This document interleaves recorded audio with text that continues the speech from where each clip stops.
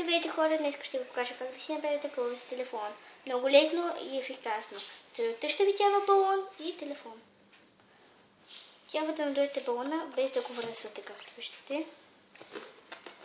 Натискаме телефона, само да го бъдем на страната на зареждането и леко спускате от балона.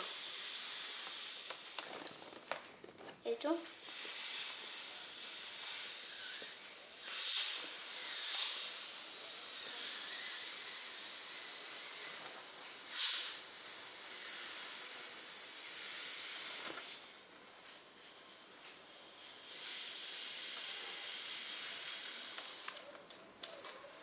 Ето ви готовия вече клъв за телефона.